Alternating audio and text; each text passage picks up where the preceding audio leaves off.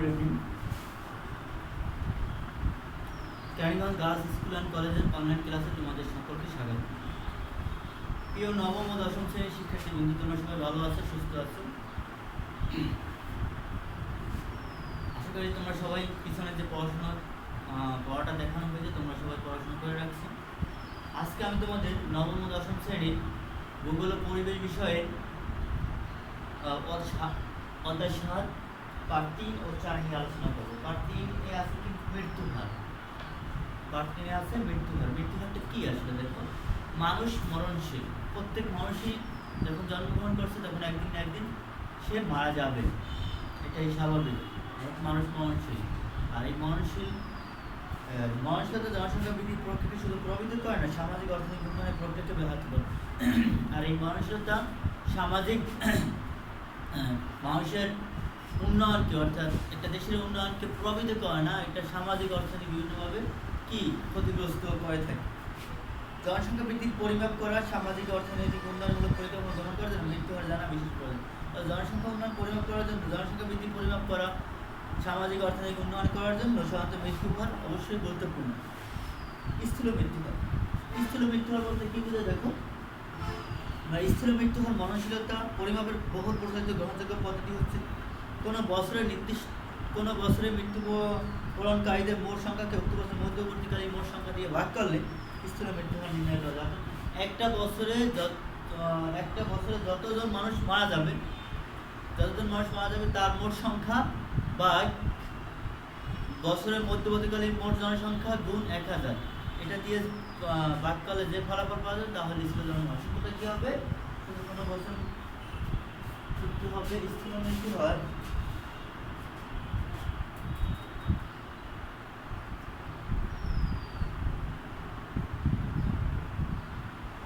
স্থূল মৃত্যু হার সমান একটা বছরের মধ্যবর্তীকালীন মোট মৃত্যু নির্দিষ্ট বছরের মৃত্যুবরণকারী মোট সংখ্যা, মৃত্যুবরণকারী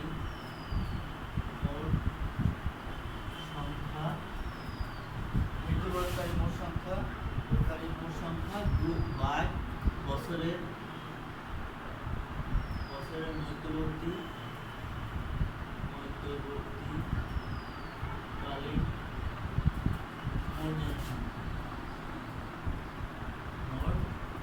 জনসংখ্যা 1000। এই যে সূত্রটা, এই সূত্র প্রয়োগ করে আমি স্থূল মৃত্যু হার নির্ণয় করতে পারবো। এরপর দেখো, কোনো স্থান বা দেশের মৃত্যু সংখ্যা বা মোট জনসংখ্যা তথ্য পাওয়া গেলে স্থূল মৃত্যু হার নির্ণয় করা যায়। তবে মৃত্যু হার নির্ণয়ের জন্য বয়স, নির্দিষ্ট মৃত্যু হার অত্যন্ত গুরুত্বপূর্ণ। স্থূল মৃত্যু হার নির্ণয় করার জন্য বয়স এবং নির্দিষ্ট মৃত্যু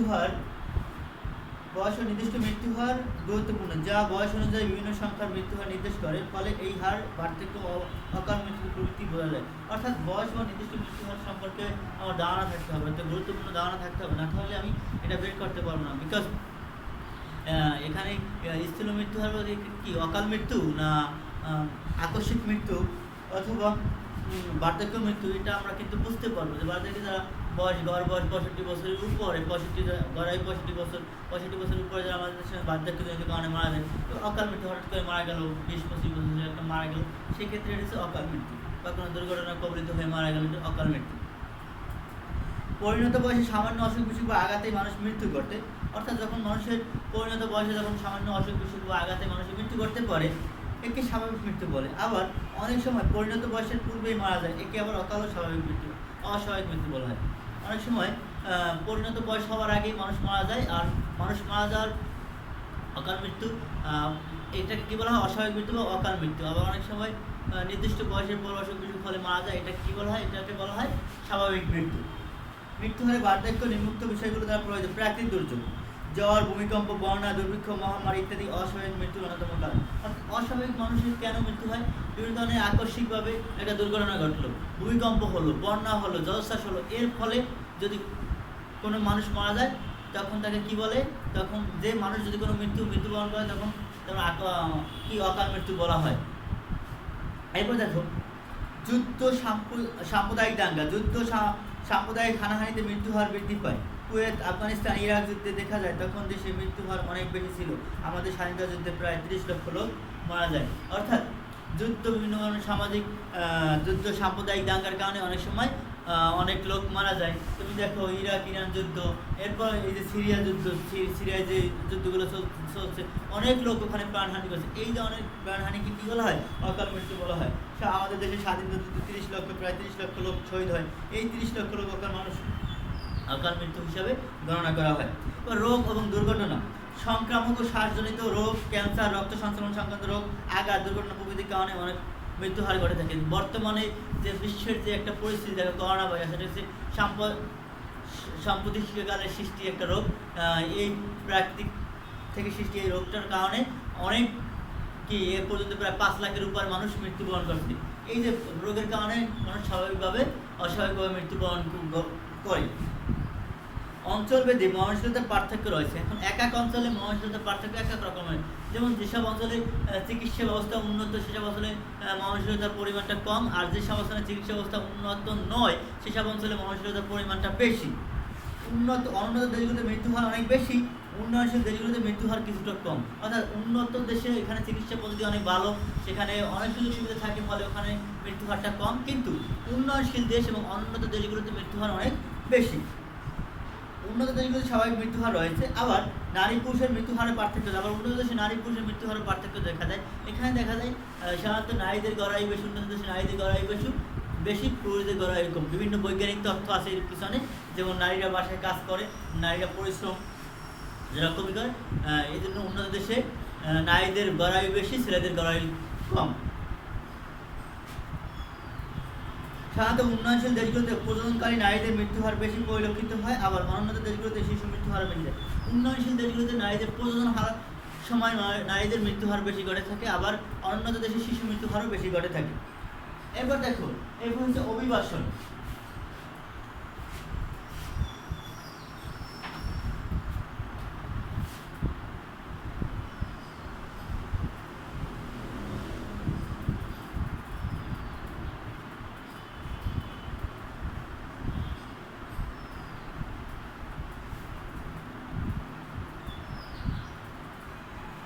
এখন অভিবাসনটা কি? মানুষ কিন্তু এক স্থান থেকে জীবন ধারণের জন্য বা মৌলিক নানা প্রয়োজনে এক স্থান থেকে অন্য স্থানে গমন করে, স্থানে যাতায়াত করে। স্থায়ীভাবে বসবাসরত মানুষ গ্রাম থেকে শহরে, এক শহর থেকে অন্য শহরে, এক দেশ থেকে অন্য দেশে গমন করে। ফলে কোথাও জনসংখ্যা কমে, আবার কোথাও জনসংখ্যা বৃদ্ধি পায়। অভিবাসনে বাস্তুতাগীদের পরিমাণ বৃদ্ধি, গ্রাম বা শহরে মোট জনসংখ্যা হ্রাস, বৃদ্ধি, জনসংখ্যা কাঠামো পরিবর্তন হয়। এতে সমগ্র দেশে জনসংখ্যা বন্টনের পরিবর্তন দেখা যায়। কিন্তু শহর থেকে গ্রামে বা গ্রাম থেকে শহরে যদি যায়, তাহলে একটা দেশের জনসংখ্যা কাঠামো পরিবর্তন দেখা দিবে না, কারণ একই দেশের অভ্যন্তরে যদি পরিবর্তন ঘটে বা অভিগমন ঘটে। কিন্তু এক দেশ থেকে অন্য দেশে যখন লোকসংখ্যা অভিগমন ঘটবে, তখন কি জনসংখ্যার উপর তারতম্য, জনসংখ্যার পিরামিডের উপর এটা পরিলক্ষিত হবে, তার জনসংখ্যা কাঠামো পরিবর্তন হবে। অর্থাৎ বাংলাদেশ থেকে কিছু লোক বাইরে চলে গেল, তখন এই যে বাংলাদেশ থেকে এই লোকগুলো কমে গেল, জনসংখ্যা কাঠামোতে একটা পরিবর্তন দেখা দিবে। সাধারণত কর্মের মজুরি, পণ্যের মূল্য, চাষ পদ্ধতি, বাজার ব্যবস্থা, শহর ও গ্রামীণ উন্নয়ন, শিক্ষা, সামাজিক পরিবেশ উন্নয়ন প্রভৃতি অভিবাসনকে প্রভাবিত করা হয়। অর্থাৎ কর্মের মজুরি, অর্থাৎ গ্রাম অঞ্চলে একটা দৈনিক কাজের মজুরি, শহর অঞ্চলে কাজের মজুরি বেশি। আবার পণ্যের মূল্য, চাষ পদ্ধতি, এরপর বাজার ব্যবস্থা, শহর ও গ্রামীণ জীবন ব্যবস্থা এবং বিভিন্ন ধরনের সুযোগ সুবিধা, শহরে বিভিন্ন ধরনের সুযোগ সুবিধা, এই জন্য মানুষ গ্রাম থেকে শহরে চলে আসে। ফলে জনসংখ্যা, গ্রাম থেকে জনসংখ্যা শহরে চলে আসে, ফলে গ্রামের জনসংখ্যা কমে, শহরের জনসংখ্যা বৃদ্ধি পায়। তুমি দেখো ঢাকা শহরে প্রায় 1.5 কোটি লোক বসবাস করে, অল্প জায়গায় 1.5 কোটি লোক বসবাস করে। এখানে জনসংখ্যা প্রতি বর্গ কিলোমিটারে 5,000 জনের উপরে, 5,000 জনের উপরে এখানে মানুষ বসবাস করে। কিন্তু ঠিক একই রকম অবস্থা গ্রামে কিন্তু এই যে প্রতি বর্গ কিলোমিটারে এত লোক বসবাস করে না। অনেক দেশে জন্মহার বেশি, আবার জন্মহার বেশি এর কিছু লোক অভিগমন করলে জনসংখ্যা বৃদ্ধির হার নাও থাকতে পারে। অনেক দেশে জন্মহার বেশি, কিন্তু এই জন্মহারটা বেশি, কিন্তু এই বেশি হওয়ার ফলে যদি কখনো জনসংখ্যা অভিগমন করার মাধ্যমে কী হবে, জনসংখ্যা বৃদ্ধির হার বেশি নাও থাকতে পারে। তাই দেখা যাচ্ছে কোনো দেশে জনসংখ্যা হ্রাস বৃদ্ধি ওই দেশে জন্মহার মৃত্যুহার অভিবাসন দ্বারা নির্ধারিত হয়। আর জনসংখ্যা, তাই বলা যায় কি জনসংখ্যা হ্রাস বৃদ্ধি, জনসংখ্যা অভিবাসন, জন্মহার মৃত্যুহার এই তিনটে দ্বারা প্রভাবিত হয়। জন্মহার মৃত্যুহার অভিবাসন প্রত্যেকটি বিষয় একটি অপরটির সঙ্গে সম্পর্কিত, অর্থাৎ এই যে জন্মহার মৃত্যুহার এবং অভিবাসন এই প্রত্যেকটা একটা অপরটার সাথে জড়িত।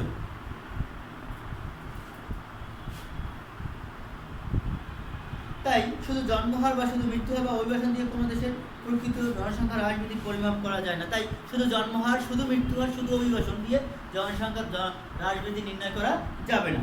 জনসংখ্যার সঠিক তথ্য বুঝতে হলে এই তিনটি সমানভাবে পর্যালোচনা করতে হবে। আর জনসংখ্যা সমানভাবে বুঝতে হলে আমাকে এই তিনটে সম্পর্কে ভালো ধারণা থাকতে হবে। এখন দেখো, প্রকৃতি অনুযায়ী অভিবাসনকে দুই ভাগে ভাগ করা হয়। অভিবাসনের প্রকার বেশ,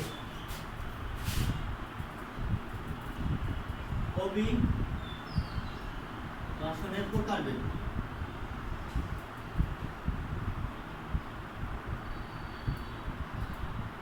দুই প্রকার। কয় প্রকার? দুই প্রকার। এটা কি অনুযায়ী? প্রকৃতি অনুযায়ী অভিবাসন দুই ভাগে ভাগ করা হয়। এটা কি অনুযায়ী? প্রকৃতি অনুযায়ী অভিবাসনকে দুই ভাগে ভাগ করা যায়। প্রকৃতি অনুযায়ী দুই ভাগে ভাগ করা হয়, দুই ভাগে ভাগ করা যায়।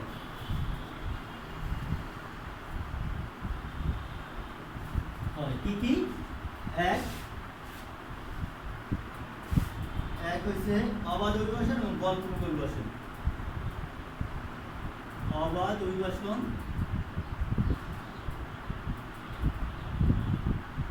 অবাধ অভিবাসন যেটা আমার বলপূর্বক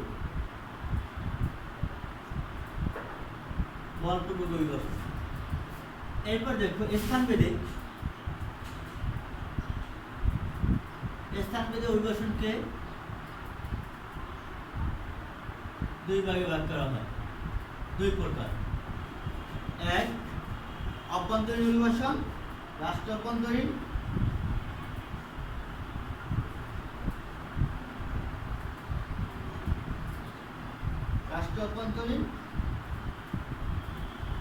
দুই নম্বর হচ্ছে আন্তর্জাতিক।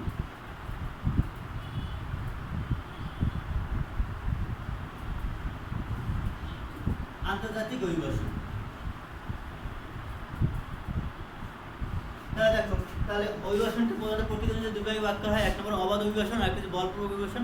আর স্থানবিশেষ অভিবাসন কি? দুই ভাগে, রাষ্ট্র অভ্যন্তরীণ অভিবাসন এবং আন্তর্জাতিক অভিবাসন। এখন দেখো, অবাধ অভিবাসন বলতে কি বোঝায়? মানুষ লেখাপড়া, মানুষ বিভিন্ন চাকরি, ব্যবসা প্রতিষ্ঠান করার জন্য এক স্থান থেকে অন্য স্থানে অভিবাসন করাকে অবাধ অভিবাসন, অর্থাৎ নিজের ইচ্ছা মতো সে যে কোনো জায়গায় যেতে পারে, এটা হচ্ছে অবাধ অভিবাসন।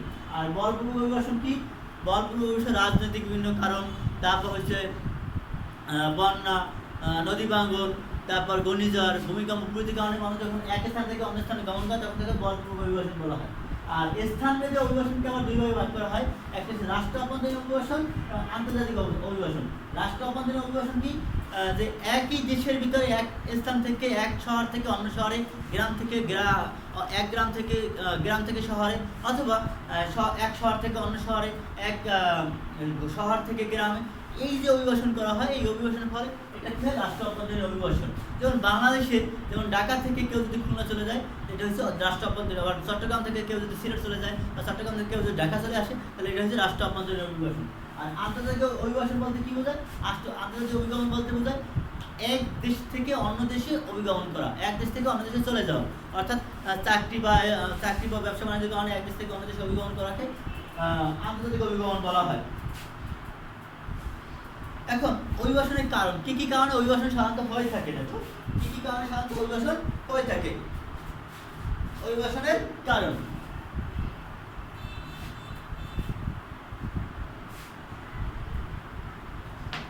অভিবাসনের কারণ বিভিন্ন কারণে অভিবাসন হয়ে থাকে। দেখো, মানুষ প্রাকৃতিক, অর্থনৈতিক, রাজনৈতিক, সামাজিক কারণে অভিগমন করে। বাংলাদেশে বহু মানুষ পৃথিবীর বিভিন্ন দেশে গমন করছে। একটু ভেবে দেখো কেন? যে সমস্ত কারণে নতুন কোনো স্থানে বসতি স্থাপনের জন্য মানুষকে উৎসাহিত প্ররোচিত করে, সেগুলোকে গন্তব্যস্থলে টান বা আকর্ষণমূলক কারণ বলা হয়। অভিবাসনের কারণ হচ্ছে দুই প্রকার। এক হচ্ছে আকর্ষণমূলক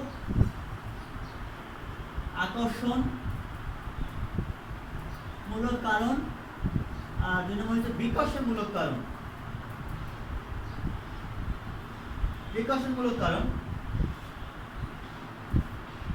এখন দেখো আকর্ষণমূলক কারণগুলোর মধ্যে কি, যেটা তোমাকে ওই কারণে তুমি এক স্থান থেকে অন্য স্থানে অভিগমন করে, এটা কি আকর্ষণমূলক কারণ। আর যেটা তোমাকে পুশব্যাক, যে সমস্ত কারণে মানুষকে পুরাতন বাসস্থান পরিত্যাগ করে অন্য স্থানে যেতে বাধ্য করা হয়, সেগুলোকে উৎসস্থল ত্যাগ, ধাক্কা বা বিকাশমূলক কারণ বলা হয়। তাহলে অভিগমনের কারণ হলো কি আকর্ষণমূলক, কি আত্মীয় স্বজন, নিজ গোষ্ঠীভুক্ত জনগণের নৈকট্য লাভ, অর্থাৎ আত্মীয় স্বজনের কাছে সবসময় যেতে মনে চায়, এই যে একটা আশা আকাঙ্ক্ষা, এটা হচ্ছে কি আকর্ষণমূলক কারণ। কর্মস্থান বা অধিকতর আর্থিক সুবিধা, অর্থাৎ তুমি যেখানে কাজ করো সেখানে তোমাকে আসার জন্য যে একটা টান থাকে এবং আর্থিক সুবিধা লাভের জন্য যে সুযোগ সুবিধা থাকে, এটা হচ্ছে কি আকর্ষণমূলক কারণ।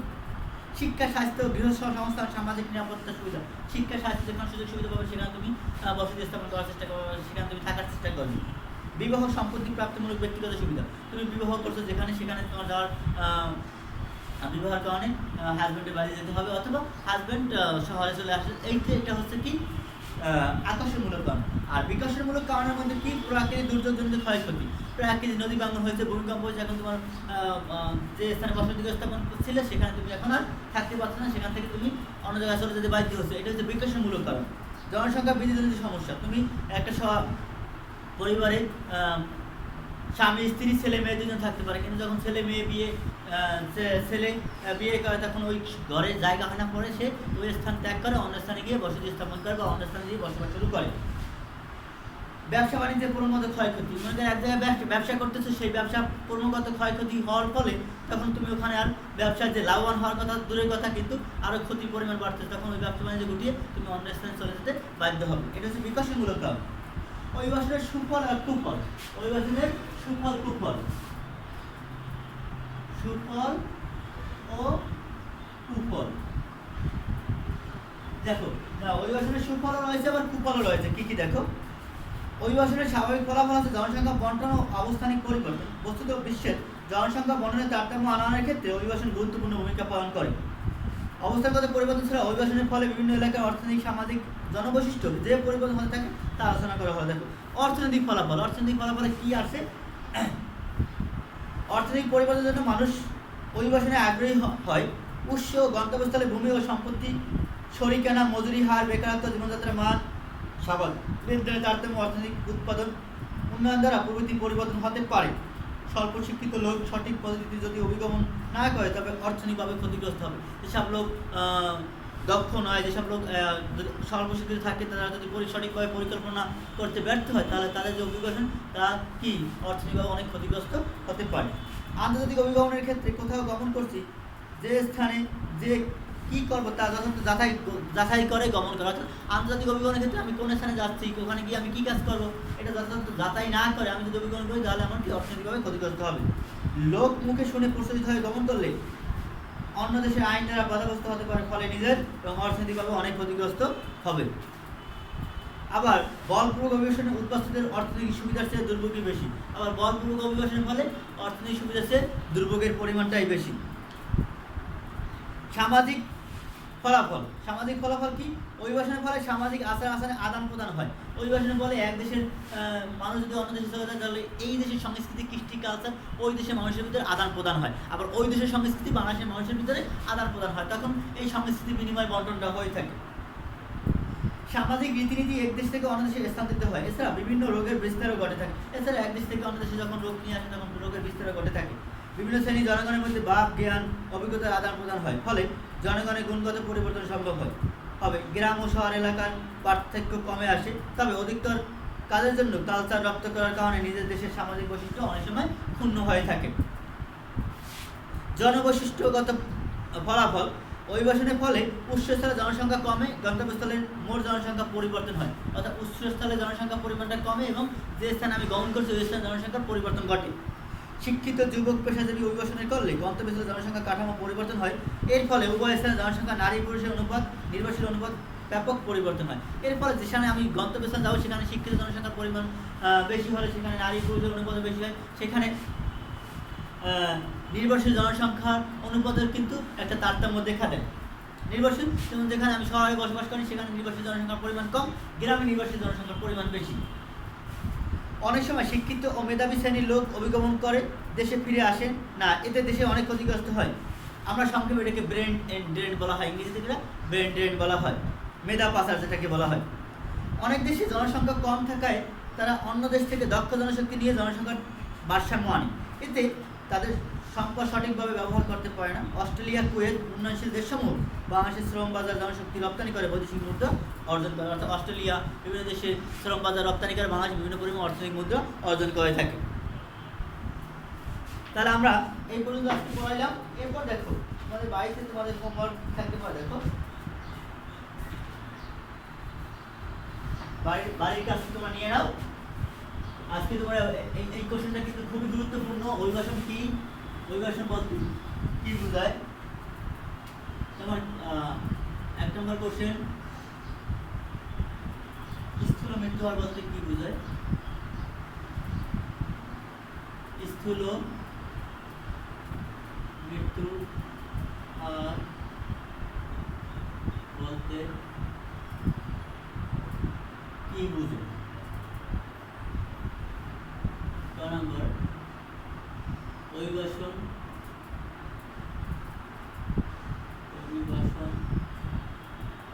বলতে কি বুঝো?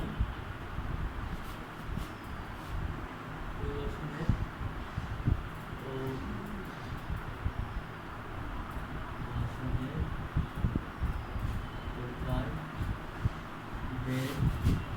উল্লেখ করে ব্যাখ্যা করো। নাম্বার 3, অভিবাসনের কারণ ও ফলাফল। অভিবাসনের কারণ ও ফলাফল আলোচনা করো। তাহলে আমার এই 3টা কোশ্চেন যদি আমি বাসায় সলভ করি, তাহলে আমার আজকে যতটুকু পড়াইলাম ততটুকু পড়া তোমার কভার হয়ে যাবে। ঠিক আছে? তোমার সবাই ভালো থাকো, সুস্থ থাকো, আল্লাহ হাফেজ।